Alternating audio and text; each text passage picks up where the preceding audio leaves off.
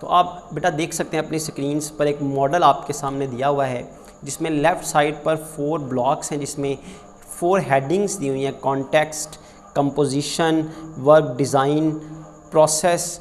और अगर आप राइट साइड पर देखें तो टीम इफ़ेक्टिवनेस, कि टीम्स को इफ़ेक्टिव कैसे बनाया जाए।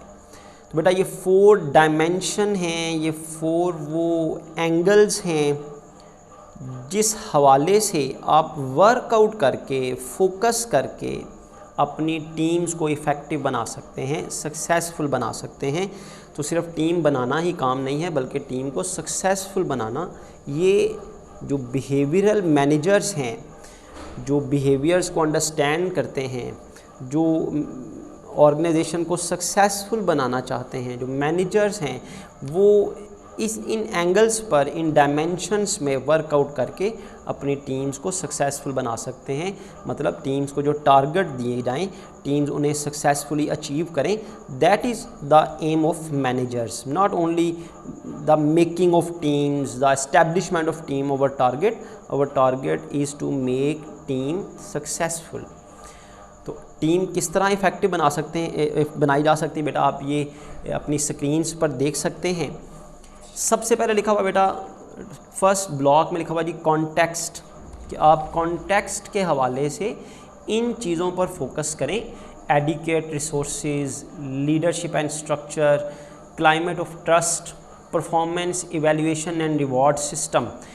तो आप अपनी टीम्स को इफ़ेक्टिव बना सकते हैं। सेकेंडली आप इसकी कंपोजिशन पर फोकस करें, कि आप जब टीम्स बना रहे हों तो मेंबर्स की एबिलिटीज़ को देखें, उनकी पर्सनैलिटीज़ को फोकस करें, रोल्स एलोकेट करें कि उन्हें क्या करना है। डाइवर्सिटी बड़ा इंपॉर्टेंट है, इसके बारे में भी हम डिस्कस करेंगे। दैन साइज़ ऑफ टीम बड़ा इंपॉर्टेंट मैटर है टीम्स को सक्सेसफुल बनाने के लिए। उसके बाद मेंबर्स फ्लेक्सिबिलिटी, मेंबर्स प्रेफरेंसेस, कि क्या मेंबर्स जो हैं वो आपके टीम्स में रहना भी चाहते हैं या नहीं, वो टीम्स को प्रेफर करते हैं या नहीं करते। तो ये सेकंड डायमेंशन हो गई। थर्ड डायमेंशन है बेटा वर्क डिज़ाइन। वर्क डिज़ाइन में आप देख रहे हैं जी ऑटोनॉमी, आज़ादी देना, स्किल वैरायटी देना, टास्क आइडेंटिटी का होना, टास्क सिग्निफिकेंस का होना। दैट इज़ अ फैक्ट जो टीम मेंबर्स को जो मोटिवेट करती है कि वो वर्क हार्ड करें, वो सक्सेसफुली अपने जो टास्क हैं उनको कंप्लीट करें। द लास्ट डायमेंशन आपको नज़र आ रही है, दैट इज़ प्रोसेस, कि आप प्रोसेस के लिहाज से, उसकी वर्किंग के लिहाज से आप जो है वो कॉमन पर्पस देखें, स्पेसिफिक गोल बनाएं, टीम एफिकेसी जो है वो उस पर वर्कआउट करें। देन कॉन्फ्लिक्ट लेवल को मैनेज करें, सोशल लॉफिंग जो है इसको डील करें आप। Then you are able to make the team effective. बेटा हम वन बाय वन इनको डिस्कस करते हैं। तो आपके सामने बेटा ये जो मॉडल दिया हुआ है ना, ये एक जनरल गाइडलाइन आप राइट साइड पे देख सकते हैं। Rule number 1, caveat number 1, this is general guideline only, ये जनरल गाइडलाइन है। सेकेंडली प्रिंसिपल बेटा इसको समझने से पहले वो ये the model assume that team work is preferable to individual work.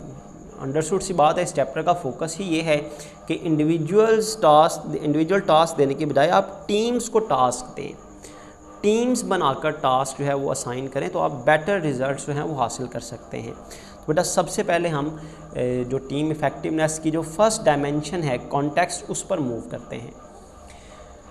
तो ये देखें की कंपोनेंट्स ऑफ इफ़ेक्टिव टीम, वही जो 4 कंटेंट्स मैंने आपको बताए थे, 4 डायमेंशन बताई थी, कॉन्टेक्स्ट, कंपोजिशन, वर्क डिज़ाइन और प्रोसेस वेरिएबल। इन चारों को हम वन बाय वन डिस्कस करते हैं। सबसे पहले बेटा देखें क्रिएटिंग इफ़ेक्टिव टीम कॉन्टेक्स्ट के पॉइंट ऑफ व्यू से। कॉन्टेक्स्ट के पॉइंट ऑफ व्यू से हम पढ़ेंगे कि भाई हम टीम्स को इफ़ेक्टिव कैसे बना सकते हैं। तो सबसे पहले बेटा लिखा हुआ है जी एडिक्वेट रिसोर्सेज। ये कॉन्टेक्स्ट जो डायमेंशन है उसका फर्स्ट पॉइंट है कि अगर आप टीम्स को इफ़ेक्टिव बनाना चाहते हैं तो आपको टीम्स को एडिक्वेट रिसोर्सेज देने होंगे, मुनासिब वसाइल, नीडेड रिसोर्सेज, कि टीम्स को अपने टास्क को कंप्लीट करने के लिए जो रिसोर्सेज चाहिए, जो वसाइल चाहिए, वो आप जब तक उन्हें प्रोवाइड नहीं करेंगे टीम जो है वो बेटर परफॉर्म नहीं करेंगी। रिसोर्सेज का मतलब ये है जी टीम्स को आपने फंड्स देने हैं, स्पेस, जगह देनी है, ऑफिस देना है, उन्हें बिल्डिंग देनी है जहाँ पर वो वर्क करेंगे, पीपल, लोग चाहिए भाई, टीम मेंबर्स चाहिए। ऐसा ना हो कि आपने टीम को टास्क दे दिया लेकिन टीम मेंबर बहुत कम हैं, उनके लिए उस टास्क को कंप्लीट करना बड़ा मुश्किल हो रहा है। Assets, different type of assets हैं, उन्हें कंप्यूटर्स चाहिए, लैपटॉप्स चाहिए, इंटरनेट की फैसिलिटी चाहिए, उन्हें अपने टास्क को परफॉर्म करने के लिए जो है वो व्हीकल्स चाहिए। तो बेटा हर तरह के रिसोर्सेज, जब तक आप रिसोर्सेज प्रोवाइड नहीं करेंगे टीम बेटर परफॉर्म नहीं करेंगी। तो आप देख सकते हैं स्लाइड पर लिखा हुआ जी, need the tools to complete the job. किसी भी जॉब को, किसी भी टास्क को कंप्लीट करने के लिए जो टूल चाहिए, जब तक आप वो टूल प्रोवाइड नहीं करेंगे तब तक जो है वो टीम जो है वो वर्केबल नहीं होंगी, अच्छा परफॉर्म नहीं करेंगी। एक स्टडी की गई जिसमें 13 फैक्टर्स जो हैं ग्रुप परफॉर्मेंस के लिहाज से वो डिस्कस किए गए, जिसका रिज़ल्ट ये निकला कि टीम्स जो हैं वो तब तक इफ़ेक्टिव नहीं हो सकती जब तक उन्हें सपोर्ट प्रोवाइड ना की जाए, उनकी मदद ना की जाए। सपोर्ट का मतलब ये है कि उन्हें इंफॉर्मेशन प्रोवाइड की जाए, उन्हें प्रॉपर इक्विपमेंट्स प्रोवाइड किए जाएं, एडुकेट स्टाफिंग मतलब उन्हें पीपल, पर्सन, लोग, टीम मेंबर प्रोवाइड किए जाएं, इनकरेजमेंट उनकी की जाए, फिर उन्हें एडमिनिस्ट्रेटिव असिस्टेंट्स प्रोवाइड की जाए ताकि टीम जो हैं वो अपने जो टारगेट्स हैं वो अचीव कर सकें। तो बेटा एडिक्वेट रिसोर्सेज जब तक प्रोवाइड नहीं किए जाएंगे टीम इफ़ेक्टिव नहीं होगी। सेकंड पॉइंट है बेटा इसी कॉन्टेक्स्ट में, that is effective leadership and structure. Effective leadership and structure का बेटा मतलब ये है कि अगर आपने टीम्स को सक्सेसफुल बनाना है, इफ़ेक्टिव बनाना है, तो आपको टीम में एक प्रॉपर स्ट्रक्चर डिज़ाइन करना पड़ेगा। बेटा स्ट्रक्चर का मतलब, स्ट्रक्चर को ऑर्गेनोग्राम भी कहते हैं, हायरार्की भी कहते हैं। इसका मतलब ये है जी टीम में लोगों की जो ड्यूटीज़ हैं, लोगों का जो हायरार्किकल लेवल है वो डिसाइड किया जाए कि कौन किसका सबऑर्डिनेट है, कौन किसको जवाबदेह है, आंसरेबल है, कौन सीनियर है, कौन जूनियर है, किसका क्या स्टेटस है। एक स्ट्रक्चर होना चाहिए और टीम में एक लीडर हो जो टीम मेंबर्स को साथ लेकर चले, जो रिस्पॉन्सिबिलिटीज़ को डेलीगेट करे। ऐसा ना हो कि सब लोग अपने आप को लीडर समझते हों, सब लोग अपनी मर्ज़ी कर रहे हों। तो जब तक एक प्रॉपर स्ट्रक्चर नहीं होगा, प्रॉपर फॉर्मेट नहीं होगा टीम मेंबर्स का, जब तक उनके दरमियान एक लीडरशिप नहीं होगी, तब तक टीम्स को आप एक स्पेसिफिक डायरेक्शन में नहीं चला सकेंगे। तो लीडर्स की ज़रूरत होती है क्योंकि वो डेलीगेट करते हैं रिस्पॉन्सिबिलिटीज़ को और वो अपना रोल प्ले करते हैं। लीडर्स जो हैं एज अ फैसिलिटेटर, कि वो टीम मेंबर्स को फैसिलिटेट करते हैं, उन्हें साथ लेकर चलते हैं, उनके दरमियान जो कॉन्फ्लिक्ट अराइज होता है उसको रिज़ॉल्व करते हैं। तो बेटा स्ट्रक्चर होना चाहिए, जो है टीम्स हैं उनमें स्ट्रक्चर होना चाहिए। स्ट्रक्चर का मतलब मैंने पहले भी जैसे बताया कि कौन किसको जवाबदेह है, कौन सीनियर है, कौन जूनियर है, तो ये डिसाइड होना चाहिए। तो अब हम स्लाइड से देखते हैं, लिखा हुआ जी agreeing to the specifics of work and how the team fits together to integrate individual skills. किस तरह वो मिलकर आपस में काम करेंगे। कहता है यहाँ तक कि सेल्फ मैनेज टीम्स जो है ना, जो लोग ख़ुद बनाते हैं, अपने फॉर्मर जो सुपरवाइज़र्स हैं उनकी रिस्पॉन्सिबिलिटीज़ को लेते हुए जो टीम बनाई जाती है सेल्फ मैनेज, उसमें भी लीडर्स की ज़रूरत होती है। तो leadership specially important in multi team system में आपको लीडर्स की ज़रूरत होती है। तो बेटा थर्ड पॉइंट है कॉन्टेक्स्ट के point of view, that is climate of trust. Trust मतलब एक दूसरे पर एतमाद। तो जब तक टीम मेंबर्स का एक दूसरे पर एतमाद नहीं होगा तब तक टीम जो है वो बेटर परफॉर्म नहीं कर सकती। तो टीम मेंबर्स का एक दूसरे पर ट्रस्ट करना, टीम मेंबर्स का अपने लीडर्स पर ट्रस्ट करना, ये बड़ा इंपॉर्टेंट है। तो जो इंटरपर्सनल ट्रस्ट होता है ना, मतलब लोगों के दरमियान जो ट्रस्ट होता है वो कोऑपरेशन को फैसिलिटेट करता है, वो रिड्यूस कर देता है the need to monitor each other behaviour. फिर आपको जब आपका एक दूसरे पर ट्रस्ट होता है ना, आपको एक दूसरे को वॉच करने की, एक दूसरे की जासूसी करने की, एक दूसरे को मॉनिटर करने की ज़रूरत नहीं रहती। So when every team member keep trust to another team member ultimately becomes effective, तो टीम अल्टीमेटली इफेक्टिव हो जाती हैं। तो ट्रस्ट का रिलेशनशिप होना ये बड़ा बेटा इंपॉर्टेंट है टीम्स की इफेक्टिवनेस के लिए। तो अगर हम लास्ट पॉइंट देखें जी कॉन्टेक्स्ट के पॉइंट ऑफ व्यू से, that is performance and reward system that reflect team contributions. अगर आप टीम्स को इफ़ेक्टिव बनाना चाहते हैं तो आपको अपना परफॉर्मेंस एंड रिवॉर्ड सिस्टम जो है वो चेंज करना पड़ेगा। चेंज करने का मतलब ये है कि अगर आप चाहते हैं कि इंडिविजुअल्स हैं, इंडिविजुअल परफॉर्मेंस की बजाय टीम परफॉर्मेंस हो, लोग इंडिविजुअली वर्क करने की बजाय टीम में काम करना पसंद करें, तो आपको रिवॉर्ड सिस्टम भी टीम बेस्ड करना पड़ेगा। टीम बेस्ड का मतलब है इंडिविजुअल परफॉर्मेंस की बजाय आप टीम परफॉर्मेंस की बेस पर रिवॉर्ड्स दें। जितनी टीम परफॉर्मेंस बेहतर हो उतना रिवॉर्ड अच्छा दें। अगर टीम परफॉर्मेंस जो है वो पुअर है तो रिवॉर्ड्स भी कम दिए जाएं। इस तरह लोगों में ये जज्बा पैदा होगा कि भाई हम मिलकर काम करेंगे, ये टीम की शक्ल में काम करेंगे तो रिवॉर्ड मिलेगा, वरना रिवॉर्ड नहीं मिलेगा। तो इंडिविजुअल की बजाय जो टीम परफॉर्मेंस है उसको रिवॉर्ड की बेस बनाना चाहिए, बुनियाद बनाना चाहिए। तो कलेक्टिव एफर्ट्स को एनकरेज करना चाहिए, ऑर्गेनाइजेशन को, मैनेजर्स को एनकरेज कैसे करना है भाई, उसको रिवॉर्ड देना है, उसके मुताबिक उन्हें ज़्यादा जो है वो बोनसेस देने हैं, उनकी सैलरी में इंक्रीमेंट देना है, उन्हें प्रमोशंस देनी है। तो बेटा ये कॉन्टेक्स्ट का पॉइंट था जिसमें हमने पढ़ा जी एडिक्वेट रिसोर्सेज प्रोवाइड किए जाने चाहिए, इफ़ेक्टिव लीडरशिप और स्ट्रक्चर होना चाहिए, क्लाइमेट ऑफ ट्रस्ट होना चाहिए, परफॉर्मेंस एंड रिवॉर्ड सिस्टम होना चाहिए that reflect the teams contribution.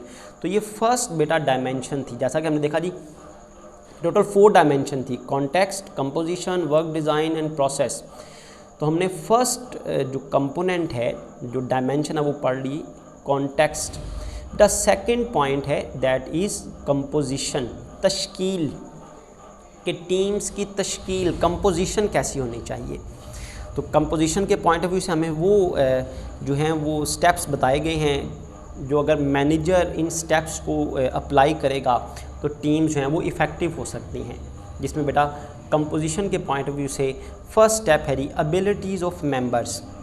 जैसा कि हमने बेटा जब ग्रुप्स और टीम्स में हम डिफरेंस पढ़ रहे थे ना, तब भी हमने देखा कि टीम्स में हमने कहा जी स्किल्स का होना जो है वो लाजमी है, स्किल्स का होना लाजमी था, कम्प्लीमेंट्री था कि टीम मेंबर्स के पास एबिलिटीज़ होनी चाहिए। अगर वो एबिलिटी नहीं रखते तो टीम परफॉर्मेंस कैसे करेगी, टीम की इफ़ेक्टिवनेस कैसे होगी। तो टीम्स को डिफरेंट टाइप ऑफ एबिलिटीज़ चाहिए, टीम मेंबर्स के पास डिफरेंट टाइप ऑफ एबिलिटीज़ होनी चाहिए। जैसा कि उनके पास टेक्निकल मतलब जो किसी भी टास्क को परफॉर्म करने के लिहाज से स्पेसिफिक नॉलेज है वो उनके पास होना चाहिए, उनमें प्रॉब्लम सॉल्विंग एबिलिटीज़ होनी चाहिए, उनमें डिसीजन मेकिंग एबिलिटीज़ होनी चाहिए, फिर इंटरपर्सनल स्किल, एक दूसरे के साथ डील करने की बेटा एबिलिटीज़ होनी चाहिए। जब तक ये एबिलिटीज़ नहीं होंगी टीम जो है वो बेटर परफॉर्म नहीं कर सकती। तो जब आप टीम बना रहे हों तो आप देखें कि क्या टीम मेंबर में एबिलिटीज़ हैं, अगर नहीं है तो आपकी टीम इफ़ेक्टिव नहीं हो सकती। नेक्स्ट पॉइंट बेटा है पर्सनैलिटीज़ ऑफ मेंबर। आपने बेटा बिग 5 मॉडल ऑफ पर्सनैलिटी भी पढ़ा हुआ है, Myers Briggs type indicator of personalities भी आपने बेटा पढ़े हुए हैं। Personalities of members, personalities of member बड़ी इंपॉर्टेंट हैं। कुछ ऐसी पर्सनैलिटीज़ हैं जो टीम में रहना पसंद नहीं करती। फॉर एग्जांपल इंट्रोवर्टेड पर्सनैलिटीज़, ये लोग सोशल नहीं होते, ये लोग इंडिविजुअलिस्टिक होते हैं, अलग रहकर काम करना पसंद करते हैं। तो आप अगर ऐसे लोगों को किसी टीम का हिस्सा बना देंगे तो टीम कैसे इफ़ेक्टिव होंगी। तो यू मस्ट चार्ट आउट कि भाई जो हम टीम बना रहे हैं उसमें जो मेंबर्स हैं उनकी पर्सनैलिटी किस टाइप की है। तो आपको उन्हीं पर्सनैलिटीज़ को टीम्स का हिस्सा बनाना चाहिए जो टीम्स को सक्सेसफुल बना सकती हैं। फॉर एग्जांपल आपके पास देखें जी कहता है conscientiousness personalities, openness to experience personalities और agreeableness personalities all relates to the team performance. कि अगर ये वाली पर्सनैलिटीज़ होंगी ना तो टीम ज़्यादा बेटर परफॉर्म करेगी। बेटा कॉन्शियसनेस पर्सनैलिटीज़ के बारे में आपने पढ़ा है पर्सनैलिटी वाले चैप्टर में कि कॉन्शियसनेस पर्सनैलिटीज़ ऐसी पर्सनैलिटीज़ होती हैं जो बड़ी ऑर्गेनाइज्ड, बड़ी रिस्पॉन्सिबल और परसिस्टेंट होती हैं। ये अपना काम वक्त पर करते हैं, एक्यूरेटली वर्क को परफॉर्म करते हैं और बड़े ज़िम्मेदार लोग होते हैं, उन्हें हम कहते हैं कॉन्शियसनेस पर्सनैलिटीज़। फिर नेक्स्ट आ रही ओपननेस टू एक्सपीरियंस पर्सनैलिटीज़। ऐसी पर्सनैलिटीज़ हैं जो कंजर्वेटिव नहीं होती, ये न्यू थिंग्स को ट्राई करते हैं, इनोवेटिव होते हैं, हर नए एक्सपीरियंस को, प्रॉब्लम को सॉल्व करने की एबिलिटीज़ रखते हैं। देन एग्रीएबलनेस पर्सनैलिटीज़, ऐसी पर्सनैलिटीज़ हैं जो बड़े फ्रेंडली होते हैं। एग्रीएबलनेस पर्सनैलिटीज़ जो कॉन्ट्राडिक्शन, कॉन्फ्लिक्ट को डिसलाइक करते हैं। तो बेटा अगर फ्रेंडली पर्सनैलिटीज़ को, ऐसी पर्सनैलिटी जो फ्रेंडली होती हैं, ओपननेस टू एक्सपीरियंस होती हैं, कॉन्शियसनेस पर्सनैलिटीज़ होती हैं, ऐसी पर्सनैलिटीज़ को अगर आप टीम मेंबर बना देंगे तो टीम्स बेटर परफॉर्म करेंगी। तो बेटा उसके बाद नेक्स्ट देखें जी, कंपोजिशन के हवाले से नेक्स्ट पॉइंट है allocating roles and diversity. Allocating roles and diversity का बेटा मतलब ये है कि मेंबर्स को आपने रोल्स देने हैं। रोल्स मतलब कि मेंबर्स को क्या करना है, हर मेंबर को ये पता हो कि उसकी क्या ज़िम्मेदारी है, उसे कौन सा रोल परफॉर्म करना है। ये इस पॉइंट ऑफ व्यू से भी बेटा कंपोजिशन में ये पॉइंट डिस्कस किया गया है कि जब आप टीम बनाएं तो देखें कि आपको टीम में डिफरेंट टाइप ऑफ रोल्स चाहिए, क्या मेंबर्स वो रोल परफॉर्म कर सकते हैं। मिसाल के तौर पर आप एक क्रिकेट टीम बनाते हैं, बेटा क्रिकेट टीम में आपको बॉलर्स भी चाहिए, बैट्समैन भी चाहिए, फील्डर्स भी चाहिए, विकेट कीपर भी चाहिए। तो क्या आपके पास टीम मेंबर्स में ऐसे सारे मेंबर हैं जिनमें बॉलर्स भी हैं, जिनमें बैट्समैन भी हैं, फील्डर्स भी हैं, विकेट कीपर भी है। आपको बॉलर्स में स्पिन बॉलर भी चाहिए हो सकता है। तो ये ना हो कि आप ऐसे सब लोगों की टीम बना दें जो सिर्फ बॉलर्स हों या सिर्फ बैट्समैन हों या सिर्फ फास्ट बॉलर हों, स्पिन ना हो। एक क्रिकेट टीम में डिफरेंट रोल्स रिक्वायर्ड हैं, उन सब रोल्स को परफॉर्म करने के लिए आपके पास स्किलफुल लोग होने चाहिए जो उस रोल को परफॉर्म कर सकें। फॉर एग्जांपल आप देख सकते हैं नेक्स्ट स्लाइड पर ये की रोल्स लिखे हुए हैं किसी ऑर्गेनाइजेशन में, जैसा कि लिंकर्स हैं जो कोऑर्डिनेट लिंक क्रिएट करते हैं, कोऑर्डिनेट करने की एबिलिटी रखते हैं, जो गोल्स दिए जाते हैं उनको इंटीग्रेट करना, आपस में कोऑर्डिनेशन करना। फिर क्रिएटर जो नए आइडियाज़ क्रिएट करते हैं, ये भी रोल परफॉर्म करना है टीम में किसी ना किसी को। तो ये अगर आपने कोई ऐसा मेंबर हुआ, आपके टीम मेंबर्स में से अगर कोई क्रिएटर हुआ ही ना, तो जाहिर सी बात है ये रोल जो है ये कोई परफॉर्म नहीं करेगा। जब ये रोल्स परफॉर्म नहीं होंगे तो जाहिर सी बात है टीम इफ़ेक्टिव नहीं होंगी। इसी तरह प्रमोटर्स, ऐसे लोग जो चैम्पियन होते हैं, जो आगे लेकर चलते हैं टीम मेंबर्स को, बाकी सबको प्रमोट करते हैं, हौसला देते हैं, इनकरेज करते हैं। फिर असेसर, टीम मेंबर्स में ऐसे मेंबर्स भी होने चाहिए जो असेस करें, रिस्क को असेस करें, फ्यूचर को असेस करें, offer insight analysis of the option, बारीक बीनी के साथ किसी चीज़ का मवाजना करना, इसको असेसर्स जो है वो रोल है। देन ऑर्गेनाइज़र, ऑर्गेनाइज़ करना, चीज़ों को मैनेज करना, अरेंज करना, असम्बल करना, प्रोवाइड स्ट्रक्चर जैसा कि लिखा हुआ है। देन प्रोड्यूसर्स, ऐसे लोग जो प्रोड्यूस करते हैं, डायरेक्शन प्रोवाइड करते हैं। फॉलो थ्रू, मतलब जो रूल्स एंड रेगुलेशन को फॉलो करते हैं, बताते हैं भाई क्या करना है और क्या नहीं करना। देन कंट्रोलर्स, जो एनफोर्स करते हैं, जो सुपरवाइज़ करते हैं, जो लुक आफ्टर करते हैं, एक पैरामीटर के अंदर रहते हुए एक्टिविटीज़ परफॉर्म हो, इस बात को इंश्योर करते हैं। Then maintainer, then fights external battles, जितनी भी ऑर्गेनाइजेशन को एक्सटर्नल फोर्सेस ऑर्गेनाइजेशन को लेट डाउन करने की कोशिश कर रही हैं, ऑर्गेनाइजेशन के कंपेटिटर्स हैं, ऑर्गेनाइजेशन के राइवल्स हैं जो ऑर्गेनाइजेशन को नुकसान पहुंचाना चाहते हैं, उनको डील करना, उनके साथ फाइट करना, ऐसे मेंटेनर होने चाहिए। देन एडवाइज़र, जो मशावरत जिनसे की जाती है, ये ऐसे लोग होते हैं जिनके पास इंफॉर्मेशन होती है, जो पढ़े लिखे होते हैं, स्किलफुल होते हैं, एक्सपीरियंस्ड होते हैं। तो एडवाइज़र्स के रोल्स भी परफॉर्म करने हैं टीम में किसी ना किसी को। तो ये बड़ा इंपॉर्टेंट है। वापस आते हैं बेटा, देखिए लिखा हुआ है एलोकेटिंग रोल्स एंड डाइवर्सिटी। तो ऐसे रोल्स परफॉर्म करने के लिए आपके पास ऐसे मेंबर्स होने चाहिए। नेक्स्ट बेटा डाइवर्सिटी। डाइवर्सिटी मीन ऑर्गेनाइजेशन में जो मेंबर्स हैं ना वो डाइवर्स होने चाहिए, उनकी डिफरेंट एज के लोग, डिफरेंट जेंडर के लोग, डिफरेंट रेसिस के लोग, डिफरेंट कल्चर के लोग। डाइवर्सिटी जितनी ज़्यादा होगी उतनी परफॉर्मेंस इन्हांस होगी। लेकिन देखें बेटा, डाइवर्सिटी हमेशा जो है वो अच्छे रिज़ल्ट प्रोड्यूस नहीं करती। आपने पढ़ा है कि डाइवर्सिटी ऑर्गेनाइजेशन की परफॉर्मेंस को इन्हांस करती है, लेकिन उस सूरत में जब मैनेजर के पास ये एबिलिटी हो कि मैनेजर उस डाइवर्सिटी को हैंडल कर सके। अगर मैनेजर के पास ये एबिलिटी नहीं है कि वो डाइवर्सिटी को हैंडल कर सके, तो फिर डाइवर्सिटी में leads to reduce the performance. Roles and diversity roles जो हैं वो एलोकेशन होनी चाहिए। पर्टिकुलर रोल परफॉर्म करने के लिए आपके पास टीम मेंबर होने चाहिए। हर टीम मेंबर एक पर्टिकुलर रोल परफॉर्म करे ताकि टीम अपने ओवरऑल टारगेट्स को अचीव कर सके। फिर डाइवर्सिटी होनी चाहिए टीम मेंबर्स में। फिर हमने ये भी डिस्कस किया कि डाइवर्सिटी जो है वो हमेशा अच्छे रिजल्ट्स प्रोड्यूस नहीं करती। डाइवर्सिटी के लिए आपको जो है वो ऐसे मैनेजर्स भी चाहिए जो डाइवर्सिटी को मैनेज कर सकें। फिर हमने लास्ट पे डिस्कस किया जी साइज़ ऑफ टीम जितना स्मॉलर होगा उतनी बेटर परफॉर्मेंस होगी। तो रिसर्च के मुताबिक 5 to 9 मेंबर्स जो है ना टीम के, वो अच्छा परफॉर्म कर सकते हैं, वो अच्छे रिजल्ट्स प्रोड्यूस कर सकते हैं। फिर लास्ट पॉइंट कंपोजिशन में हमने डिस्कस किया जी member preference for team work, कि आप जिन लोगों की टीम बना रहे हैं वो लोग क्या टीम में काम भी करना चाहते हैं या नहीं करना चाहते। अगर वो टीम के तौर पर काम नहीं करना चाहते तो आप कैसे उनसे अच्छी परफॉर्मेंस एक्सपेक्ट कर सकते हैं।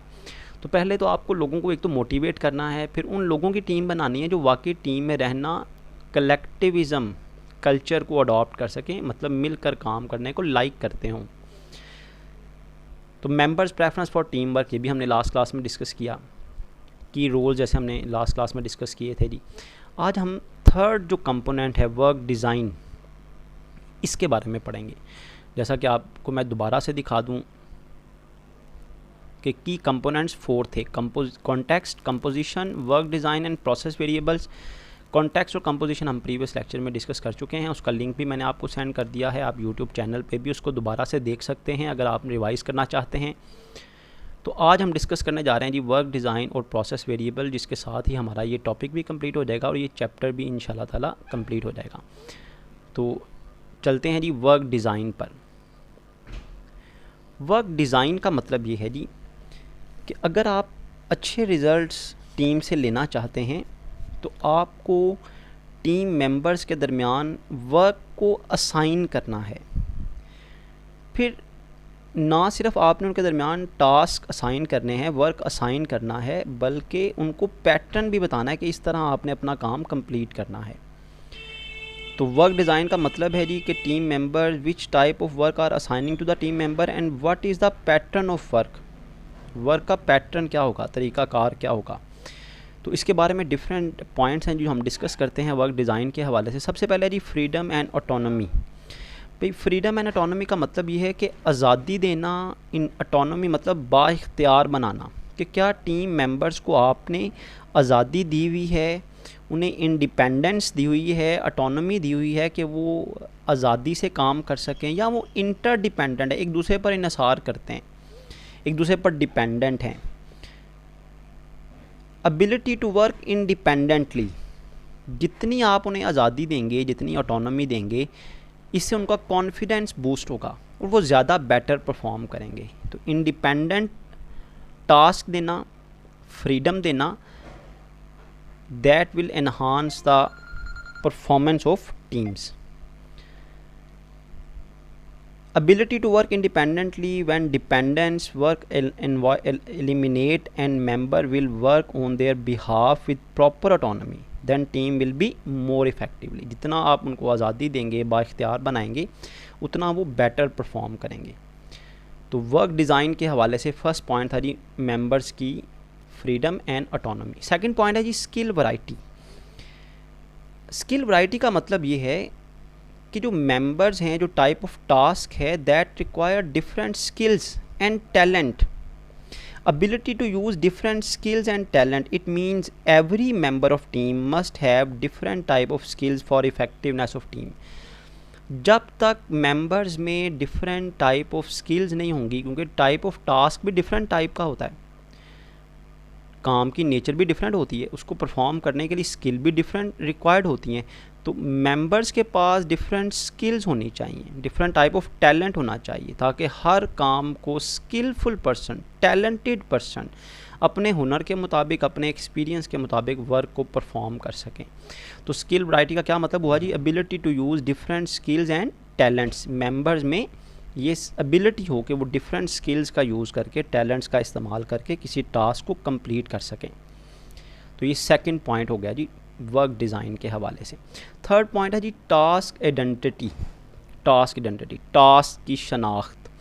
अक्सर लोग इस वजह से काम नहीं करते कलेक्टिवली टीम में रहते हुए कि उन्हें लगता है कि शायद वो काम करेंगे तो उनके काम का नाम नहीं होगा, मतलब उनके काम की रिकॉग्निशन नहीं होगी, किसी को पता ही नहीं चलेगा कि फ़लाँ बंदे ने क्या काम किया। लोग टास्क आइडेंटिटी चाहते हैं कि भाई इस काम को उनके नाम के साथ जोड़ा जाए कि भाई इतने यूनिट मिस्टर अहमद ने सेल किए हैं, इतनी कस्टमर कंप्लेंट मिस्टर अकबर ने सॉल्व की हैं। ऐसा ना हो कि कहा जाए भी कस्टमर कंप्लेंट सारी सॉल्व हो गई। अब वो जाहिर सी बात है, वो किसी ने, हर जो इंडिविजुअल है टीम मेंबर है उसकी रिस्पॉन्सिबिलिटी होगी टीम जो कंप्लेंट्स को सॉल्व करना। तो ये ना हो कि वो समझे भी मैंने सबसे ज़्यादा कंप्लेंट सॉल्व की थी, मेरा तो नाम आया नहीं, या मैंने एक बड़ी क्रूशल कंप्लेंट थी मैंने उसे सॉल्व किया, मेरा नाम उसमें नहीं आया, मुझे रिकॉग्निशन नहीं मिली। तो टास्क आइडेंटिटी का मतलब है ability to complete a whole and identifiable task और प्रोडक्ट। ऐसा टास्क जो आइडेंटिफाइबल हो, जिसका नाम हो, लोगों को पता हो भाई कि ये इसने काम ये वाला कंप्लीट किया है मिस्टर ए ने। तो मिस्टर ए ये चाहता है भाई उसके टास्क की आइडेंटिटी हो। तो टीम मेंबर इस वजह से प्रॉपर्ली परफॉर्म नहीं करते कि उन्हें लगता है कि शायद उनकी रिकॉग्निशन नहीं होगी। Manager should realise to the member that their recognition is connected with the task. अगर वो टास्क कंप्लीट करेंगे तो उन्हें बाकायदा रिकॉग्निशन मिलेगी, उनका नाम होगा। तो अगर उनको ये रियलाइज़ हो जाए, इस बात का यकीन हो कि उनके टास्क की आइडेंटिटी है, शनाख्त है, रिकॉग्निशन मिलेगी उन्हें, तो वो बेटर परफॉर्म करेंगे। तो हर टास्क, तो मैनेजर को क्या चाहिए जी, जब वो टीम बनाए तो टास्क को भी आइडेंटिफाइबल पार्ट्स में डिवाइड करें। हर टास्क जो है वो टीम मेंबर को दे ताकि पता हो भाई फ़लाँ टास्क फ़लाँ मेंबर ने कंप्लीट किया है। क्योंकि लोग आइडेंटिटी के बगैर इंपॉर्टेंट, जो लेस इंपॉर्टेंट टास्क होते हैं, जो मैटर नहीं करते, जिसकी रिकॉग्निशन नहीं होती, लोग ऐसे टास्क को परफॉर्म नहीं करते, मतलब ज़्यादा मेहनत से परफॉर्म नहीं करते। तो टास्क आइडेंटिटी होनी चाहिए जब आप टीम्स बना रहे हों, जब उनके दरमियान आप वर्क को एलोकेट कर रहे हों। जैसा कि आप देख सकते हैं ये पॉइंट, ये डायमेंशन जो है वर्क डिज़ाइन के बारे में है। तो लास्ट पॉइंट है जी वर्क डिज़ाइन का, दैट इज़ टास्क सिग्निफिकेंस। नाम से ज़ाहिर है जी टास्क का अहम होना। हर कोई ये चाहता है कि वो ऐसा टास्क परफॉर्म करे जो सबसे अहम हो। हर कोई शोहरत चाहता है, हर कोई चाहता है कि ऐसा टास्क हो जो बाकी सब टास्क से इम्पॉर्टेंट हो। तो एक तो मैनेजर जब टीम बनाएं तो टीम मेंबर्स के दरमियान जब स्ट्रक्चर बनाया जाए, जो लीडर बनाया जाए, तो लीडर लोगों को बताए भाई आपका, ये लोगों को इस बात का यकीन दिलाया जाए, लोगों में ये बात इंस्टिगेट की जाए कि भाई आपका ये टास्क ओवरऑल टीम परफॉर्मेंस के लिए कितना इंपॉर्टेंट है। तो लोगों को एक तरह से मोटिवेशन चाहिए होती है कि भाई उनका टास्क, उनका अटेंड करना, उनका ऑफिस आना कितना इम्पॉर्टेंट है, उनका जो उनको डे टू डे टास्क दिए गए हैं उनका कंप्लीट करना ओवरऑल टीम परफॉर्मेंस के लिए कितना इम्पॉर्टेंट है।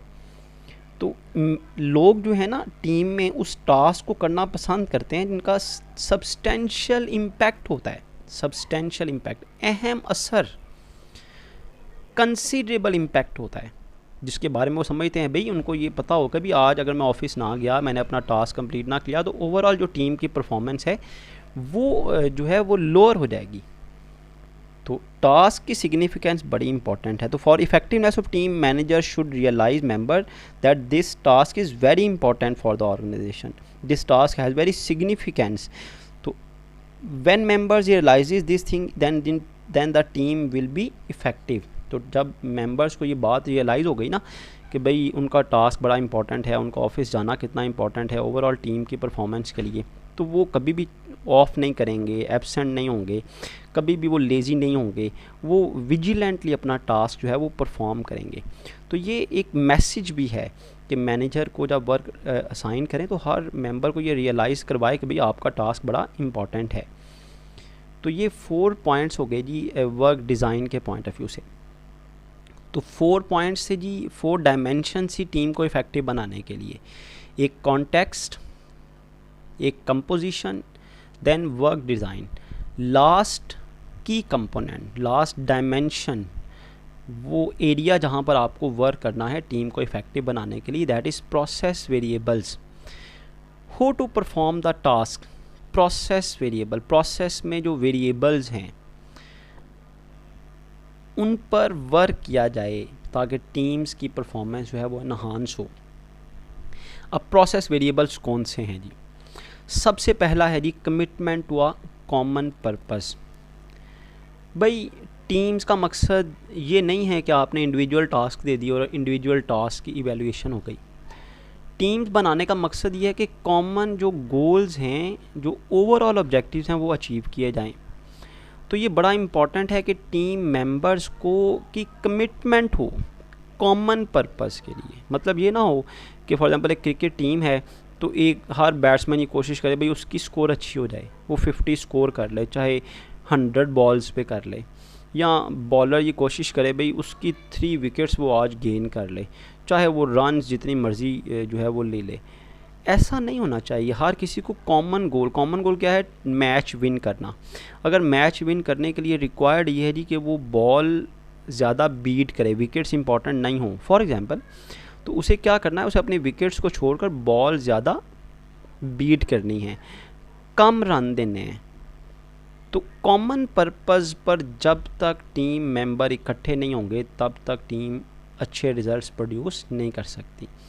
तो एक ऐसा वर्क एनवायरनमेंट होना चाहिए कि टीम मेंबर जो हैं वो सारे एक कॉमन पर्पस पर इकट्ठे हों, उनके दरमियान एक ऐसी गुड कम्युनिकेशन होनी चाहिए, इफ़ेक्टिव कम्युनिकेशन होनी चाहिए कि वो सब एक कॉमन पर्पस के लिए अपनी पूरी एफर्ट्स लगा दें।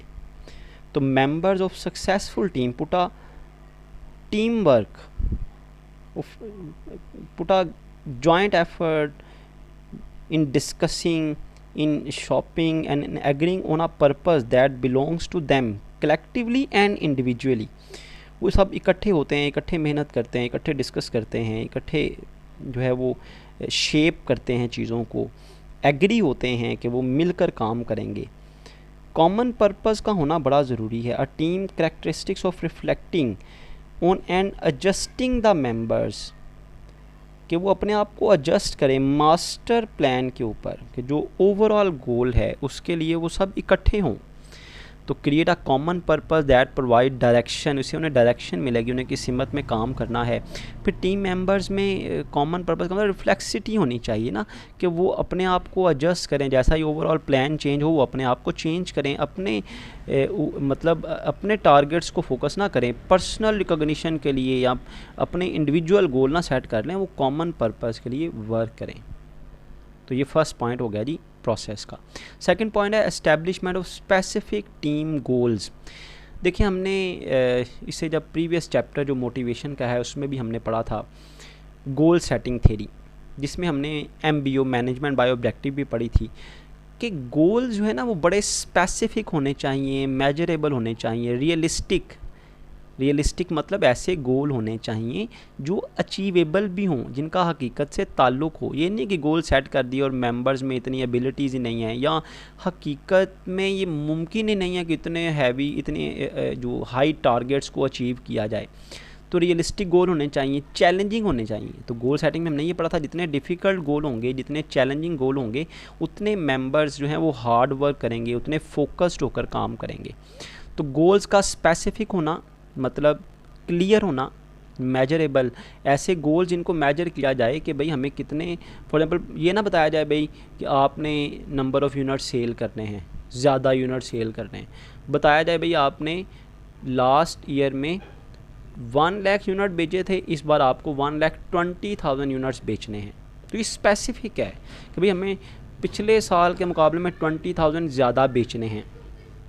मेजरेबल इस पॉइंट ऑफ व्यू से ये देखें, जिस भी स्टेज पर यूनिट्स सेल हुए होंगे वो देख सकते हैं भाई हमने अभी 90,000 बेचे हैं, हमें अभी 30,000 मोर टू गो, 30,000 मज़ीद बेचने हैं। फिर वो कुछ अर्से बाद देखते हैं भाई 1 महीना 2 महीना गुजरने के बाद देखते हैं अच्छा जी अब हमने 1,05,000 पे पहुंच चुके हैं, अच्छा जी हम टारगेट से 15,000 यूनिट्स दूर हैं। तो मेजरेबल है ना ये। इस तरह रियलिस्टिक ऐसा गोल देना चाहिए जो अचीवेबल भी हो, चैलेंजिंग होना चाहिए। ईजी गोल जो हैं वो लोगों को लेज़ी बना देते हैं। जितने चैलेंजिंग होंगे, जितने डिफ़िकल्ट गोल होंगे, उतने जो टीम मेम्बर्स हैं वो ज़्यादा फोकस्ड होकर मेहनत से काम करेंगे। देन थर्ड पॉइंट है जी प्रोसेस के हवाले say that is team efficacy. आपने सेल्फ एफिकेसी थ्योरी भी पढ़ी है। टीम एफिकेसी का मतलब है ये टीम मेंबर्स में ये कॉन्फिडेंस हो, ये कॉन्फिडेंस हो कि भाई वो ये टारगेट अचीव कर सकते हैं, वो ये परफॉर्मेंस जो है वो जो उन्हें टारगेट दिया गया है, गोल्स दिए गए हैं, वो उसे अचीव कर सकते हैं। तो team member believe in its ability to succeed. भाई आप में जो स्ट्रक्चर बनाया है, आपने जो लीडर बनाया, उसका काम ही ये है लोगों में ये एफिकेसी पैदा की जाए, लोगों में ये बिलीव पैदा किया जाए कि भाई दे कैन डू। तो कैन डू स्पिरिट पैदा करना लीडर का काम है। तो इस दैट्स वाई कहा जाता है भाई कि टीम मेंबर में स्ट्रक्चर का होना, लीडर का होना बड़ा ज़रूरी है। तो टीम मेंबर्स में ये बिलीव कि वो कर सकते हैं, उसमें उनमें इतनी एबिलिटी है, ये बड़ा इम्पॉर्टेंट इफ़ेक्ट रखता है ये टीम की ओवरऑल परफॉर्मेंस पर।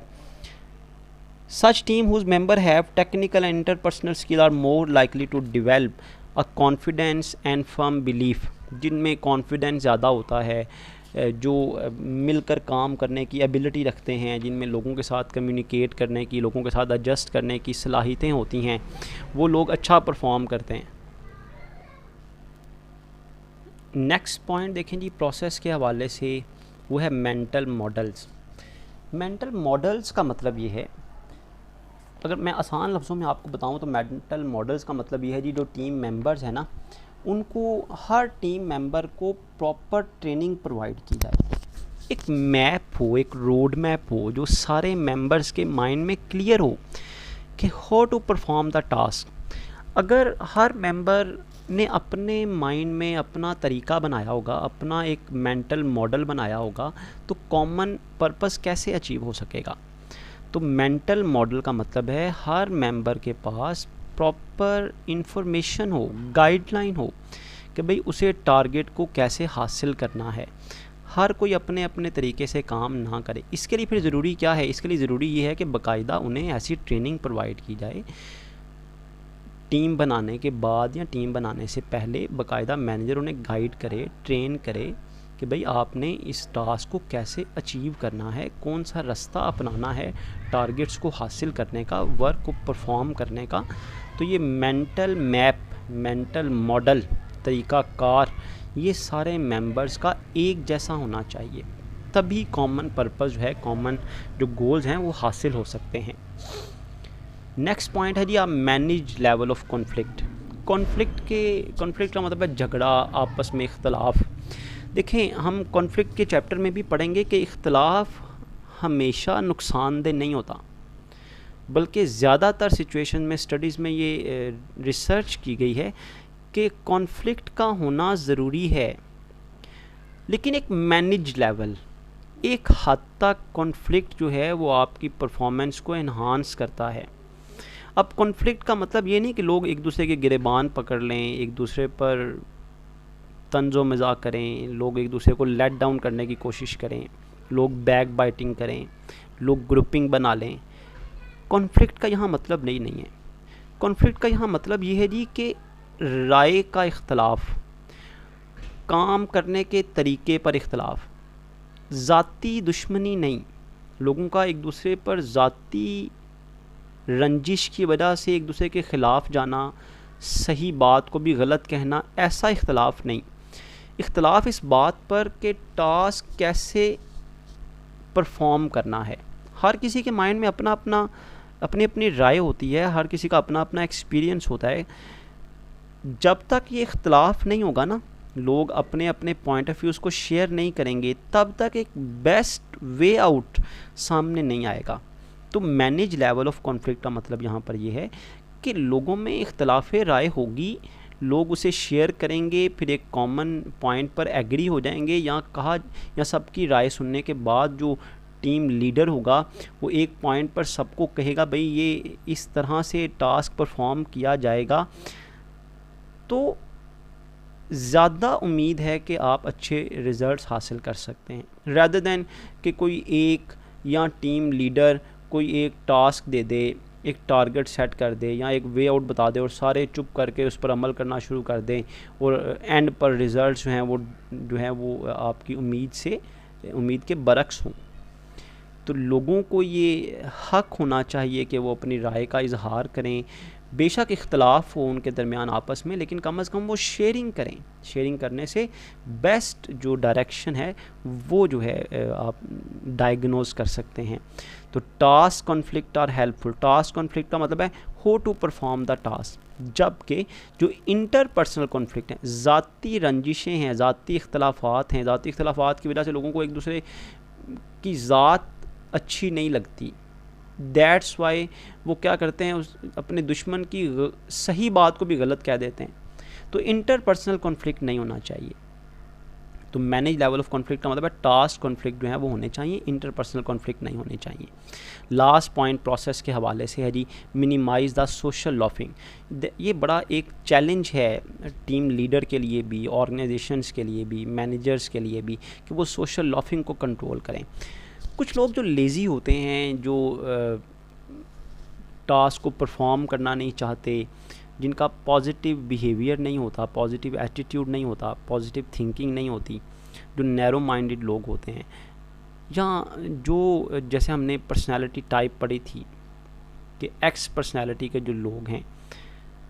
अब मिनिमाइज सोशल लॉफिंग का मतलब ये, जब टीम बना दी जाती ना, तो जिसमें 5 to 9 मेंबर 10 मेंबर्स होते हैं, तो कुछ ऐसे मेंबर्स भी होते हैं जो फ़ायदा उठाते हैं कि भाई चलें 10 लोग हैं, मैंने कुछ ना भी किया, मैं आज नहीं भी जाऊंगा, या मैं आज बैठा भी रहूंगा, परफॉर्म नहीं भी करूंगा तो क्या फ़र्क पड़ेगा, काम तो होता ही रहेगा, मैं नहीं भी करूंगा तो क्या हो जाएगा। That is called social laughing, के हजूम से फ़ायदा उठा देना। जैसे क्लास में 60 स्टूडेंट्स हैं, कोई एक हूटिंग कर देता है, टीचर का ध्यान वाइट बोर्ड की तरफ है, 60 स्टूडेंट्स में से कोई एक हूटिंग कर देता है, ये सोच कर कि 60 हैं जी, कौन सा पता चलेगा। तो जो टीम्स है ना, उसमें ये प्रॉब्लम है कि भाई कुछ लोग जो हैं वो फ़ायदा उठा लेते हैं। जैसा कि देखिए, हमने जब डिफरेंस पढ़ा था ना ग्रुप्स और टीम्स का, तो हमने वहाँ पर एक पॉइंट पढ़ा था अकाउंटेबिलिटी का, जिसमें हमने कहा था जी कि ग्रुप्स में जो अकाउंटेबिलिटी होती है ना, लोगों से उनके किए के बारे में पूछना, कि भाई आंसर लेना उनके एक्टिविटीज़ के बारे में, अकाउंटेबिलिटी जो है वो जो एहतसाब है वो ग्रुप्स में तो इंडिविजुअली पूछा जाता है सिर्फ, लेकिन हमने टीम्स के बारे में पढ़ा था कि टीम्स में लोगों से उनके इंडिविजुअल परफॉर्मेंस के बारे में भी पूछना है और कलेक्टिव परफॉर्मेंस के बारे में भी पूछना है। तो यहाँ पर भी सोशल लॉफिंग को आप इसी तरह मिनिमाइज़ कर सकते हैं कि आप लोगों को इंडिविजुअली भी अकाउंट फॉर करें, पूछें, उनको टास्क दें, उनके बारे में उनसे भी उनकी परफॉर्मेंस के बारे में पूछें, फिर जो कलेक्टिव टास्क होंगे एज आ टीम जो उन्हें टास्क दिए जाते हैं उनके बारे में भी पूछा जाए, ताकि हर कोई जो है वो अपना काम ज़िम्मेदारी से करे, कोई भी फ़ायदा ना उठाए कि भाई टीम है मैं नहीं भी परफॉर्म करूँगा। ये ना हो 6 टीम में 8 मेंबर्स हैं, 6 जो है वो डे एंड नाइट एफर्ट करते हैं और 2 जो हैं वो आराम से बैठे रहते हैं, लेज़ी होते हैं, काम अपना टाइम पर नहीं करते, और जब रिवॉर्ड मिलता है तो सबको इक्वल मिल जाता है। इस तरह टीम में एक जो है वो प्रॉब्लम भी क्रिएट हो सकती हैं कि लोग जो है वो अनहैप्पी हों टीम में काम करने की वजह से, उन लोगों की वजह से जो काम नहीं करते, अपना जो रिस्पॉन्सिबल नहीं है। तो यहाँ तक आपका जो टीम इफ़ेक्टिवनेस मॉडल था, how to makes the team effective, ये टॉपिक यहाँ पर कंप्लीट हो गया। इसकी 4 डायमेंशन थी, चारों की चारों हमने डिस्कस कर ली, कॉन्टेक्स्ट, कंपोजिशन, वर्क, डिज़ाइन, और अभी हम प्रोसेस को कंप्लीट किया है हमने। इस चैप्टर को वाइंड अप करते हैं जी। लास्ट टॉपिक तो नहीं कह सकते हम अलगता से पेपर पॉइंट ऑफ व्यू से, लेकिन एक टेक्निक है कि क्योंकि आप मैनेजर हैं, आपने लोगों को मैनेज करना है, अगर आपकी ऑर्गेनाइजेशन के लिए टीम का बनना ज़रूरी है, लेकिन लोग विलिंग नहीं है जी टीम में काम करने के लिए, तो क्या करेंगे, सब लोगों को निकाल देंगे आप जॉब से, या कुछ लोग एग्रीड हैं, कुछ लोग एग्रीड नहीं हैं टीम में काम करने के लिए, तो फिर क्या करेंगे आप। ये तो नहीं कि आप आधी ऑर्गेनाइजेशन को निकाल दें, भाई हमें टीम्स चाहिए, तो आधी ऑर्गेनाइजेशन आपकी अनएम्प्लॉयड हो जाए। भाई एज अ मैनेजर आपको इंडिविजुअल्स को टर्न करना है इनटू टीम प्लेयर्स, आपने उनको टीम्स का हिस्सा बनाना है। मतलब turning individual into team player का मतलब है किस तरह आप इंडिविजुअल्स को टीम प्लेयर बना सकते हैं, टीम में अच्छा परफॉर्म करने वाला बना सकते हैं। तो एज अ मैनेजर ये स्किल आपको सिखाई जा रही है कि आपको इंडिविजुअल्स को टीम प्लेयर कैसे बनाना है। उसके लिए 3 टेक्निक्स आपको नज़र आ रही हैं। First is selection, second is training, and third is rewards. बड़ा आसान सा टॉपिक है जी कि अगर आप चाहते हैं या आपको आप असेस करते हैं कि आपकी ऑर्गेनाइजेशन में टीम प्लेयर्स चाहिए रादर दैन इंडिविजुअल प्लेयर्स। तो आप क्या करें, जब आप लोगों को हायर कर रहे हों, सिलेक्ट कर रहे हों, अपनी ऑर्गेनाइजेशन के लिए हायरिंग कर रहे हों, तो आप उन लोगों को हायर करें, इंटरव्यू में असेसमेंट करें कि कौन टीम प्लेयर है, कौन कलेक्टिविज़म कल्चर से आया है, कौन लोगों के साथ मिलकर काम करने की एबिलिटी रखता है। आप लोगों की पर्सनैलिटी जजमेंट कर सकते हैं, मतलब कौन एग्रीएबलनेस पर्सनैलिटी का जो है वो होल्ड करता है एग्रीएबलनेस पर्सनैलिटी को। ज़ाहिर सी बात है एग्रीएबलनेस पर्सनैलिटी के लोग अकोमोडेटिंग होते हैं, मिलकर काम करते हैं। तो जब आप सिलेक्शन कर रहे हों, make team skill one of the interpersonal skill, मतलब आप लोगों की स्किल की असेसमेंट करें ना, हायरिंग में आप लोगों की स्किल देखते हैं ना कि लोग स्किलफुल हैं नहीं हैं, उनमें क्या कैपेबिलिटीज़ हैं। तो आप देखें कि क्या लोगों में टीम स्किल है, तो इसको आप कंसीडर करें हायरिंग के वक्त। तो देखें जब आपने हायरिंग के वक्त ही उन लोगों को हायर कर लिया जो टीम स्किल रखते हैं, मिलकर काम करने की एबिलिटी रखते हैं, तो आपकी एक प्रॉब्लम तो सॉल्व हो गई। लेकिन अगर आप लोगों को हायर कर चुके हैं या हायरिंग के वक्त आपने जो है वो लोगों को हायर कर लिया उनकी क्वालिफ़िकेशन की बेस पे, उनकी डिग्रीज़ के बेस पे जो रिक्वायर्ड थी, ऑल्दो वो इंडिविजुअलिस्टिक कल्चर से आए थे, वो टीम में काम नहीं करना चाहते थे, मतलब अब आपके पास ऐसी वर्क फोर्स है या आप किसी कंपनी को ज्वाइन करते हैं, वहाँ पर आपको ऐसे लोग मिल चुके हैं जो टीम प्लेयर नहीं हैं, तो आपको क्या करना है फिर आपको उनकी ट्रेनिंग करनी है। इंडिविजुअल लोग लर्न करते हैं, लोग सीखते हैं, आप एज अ मैनेजर लोगों को मैनेज करना ही तो आपका काम है। तो आप क्या करें, लोगों को ट्रेन करें, गाइड करें, उन्हें कोचिंग प्रोवाइड करें, उन्हें मेंटल मॉडल, उन्हें लोगों के एक्सपीरियंसेस बताएं, उन्हें ऐसी स्टोरीज़ सुनाएं, ऐसी सक्सेस स्टोरीज़ बताएं जिसमें लोग मोटिवेट हों टीम में काम करने के लिए, उन्हें टीम प्लेयर होने का बेनिफिट बताएं, उन्हें टीम में काम करने का बेनिफिट बताएं। तो आप क्या करें, लोगों को ट्रेन करें, इंडिविजुअलिस्टिक पीपल को कैन लर्न, उन्हें सिखाएं कि भाई टीम में कैसे काम करना है। थर्ड और लास्ट जो टेक्निक है टीम प्लेयर में लोगों को बदलने की, इंडिविजुअलिस्टिक लोगों को टीम प्लेयर में बदलने की, वो है जी आप रिवॉर्ड सिस्टम चेंज करें। आप रिवॉर्ड्स दें on the basis of collective performance rather than individual performance. आप इनकरेज करें अपनी ऑर्गेनाइजेशन में कि लोग कोऑर्डिनेट करें, मिलकर काम करें, कोऑपरेट करें एक दूसरे के साथ। तो कोऑपरेट करने के लिए आप लोगों को रिवॉर्ड दें, इनकरेज करें, और अगर लोग कम्पीट करते हैं, एक दूसरे से इंडिविजुअलिस्टिक काम करते हैं, तो उन्हें डिस्करेज करें, उन्हें फ़ाइन चार्ज करें, उनको थ्रेट करें आप, ताकि लोग जो है वो कलेक्टिव काम करने पर रिवॉर्ड की वजह से मजबूर हो जाएं, भाई हमें कलेक्टिवली काम करना है, कोऑपरेटिव एनवायरनमेंट क्रिएट करना है। तो रीवर्क द रिवॉर्ड सिस्टम, मतलब अपना रिवॉर्ड सिस्टम चेंज करें। क्या चेंज करें जी, encourage cooperative efforts, cooperative efforts को एनकरेज करें रेदर देन कंपेटिटिव के बजाय कोऑपरेटिव एफर्ट्स को आप एनकरेज करें। तो ये 3 टेक्निक्स हैं जी turning individual into the team player, कि आप सिलेक्शन के वक्त ये टेक्निक यूज़ कर सकते हैं, या ट्रेन करें या रिवॉर्ड सिस्टम चेंज करें। Continue to recognise the individual contribution while still emphasising the importance of team work, मतलब आप टीम वर्क की इंपॉर्टेंस को साथ साथ एम्फेसाइज़ करते जाएं, उस पर जोर देते जाएं, लेकिन इंडिविजुअल कंट्रीब्यूशंस की भी अहमियत होनी चाहिए। वही बात दोबारा से कि टीम में ये नहीं कि सिर्फ टीम परफॉर्मेंस को देखा जाएगा, बल्कि इंडिविजुअल परफॉर्मेंस को भी देखा जाएगा। इस चैप्टर की कंक्लूजन की तरफ चलते हैं। देखें इस चैप्टर का क्योंकि फोकस था शुरू से लेकर एंड तक कि भाई हमें टीम्स बनानी चाहिए, टीम्स हैं वो बेटर परफॉर्म करती हैं, टीम अच्छे रिजल्ट्स देती हैं। तो इस चैप्टर का कंक्लूजन ये है, रिसर्च में हर चीज़ का देखें दोनों साइड्स पिक्चर की देखी जाती हैं। इस चैप्टर की लास्ट स्लाइड में कहा जा रहा है भाई कि हमें इस बात का भी ख़बरदार रहें, इस बात के लिए भी कि टीम हमेशा हर बात का सलूशन, हर मसले का हल नहीं होती, हर सवाल का जवाब टीम नहीं है, हर काम टीम बनाकर हल नहीं किया जाता। कुछ ऐसे टास्क भी होते हैं जो इंडिविजुअल ही होते हैं। तो आपका ये नहीं कि आप कहें जी अब टीम बना दी तो अब हर चीज़ जो है वो अप टू द मार्क हो जाएगी, अब हमें ऑटोमेटिकली रिजल्ट्स जो हैं वो अचीव होना शुरू हो जाएंगे। यू हैव टू जज द सिनेरियो देन डिसाइड के whether there is a need of team और नॉट। तो teams take more time and resources than does individual work. कहता जी टीम्स जो हैं वो ज़्यादा रिसोर्सेज भी ले लेती हैं, टाइम भी ले लेती हैं, टीम को मैनेज करने के लिए भी स्किल रिक्वायर्ड होती है। तो टीम हमेशा हर मसले का हल नहीं होती। तो अगर आप ये जानना चाहते हैं भाई कि किसी सिचुएशन में टीम की ज़रूरत है या नहीं, तो आप पहले अपनी सिचुएशन को असेस करें। सिनेरियो का, सिचुएशन का एनालिसिस करें कि क्या इस सिचुएशन में टीम की ज़रूरत है भी या नहीं।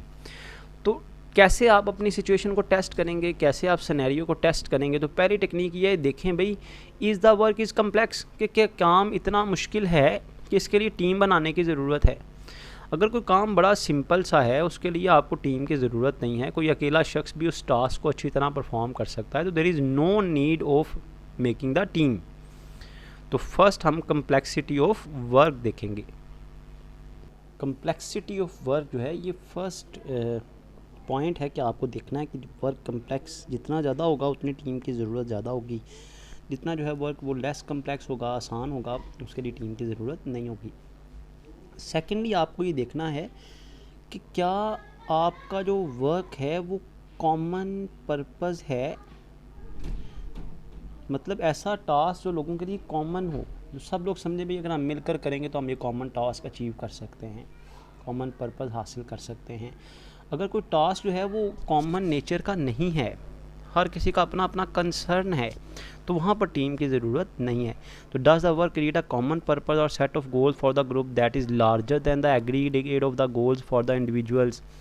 अगर आप इंडिविजुअल टास्क देते हैं तो उसका जो रिज़ल्ट है वो एग्रीगेट से ज़्यादा आता है, मतलब एग्रीगेट रिज़ल्ट जो है वो इंडिविजुअल से ज़्यादा आता है। तो क्या एग्रीगेट टास्क देना जो है वो आपकी परफॉर्मेंस को जो है वो समेशन से ज़्यादा कर देता है। तो अगर समेशन से ज़्यादा कर देता है तो आपको ग्रुप की ज़रूरत है, अदरवाइज़ टीम की ज़रूरत है। अदरवाइज़ आप इंडिविजुअल टास्क दें, अगर सम भी इंडिविजुअल टास्क रिज़ल्ट्स के इक्वल ही आना है तो फिर टीम बनाने की ज़रूरत नहीं है।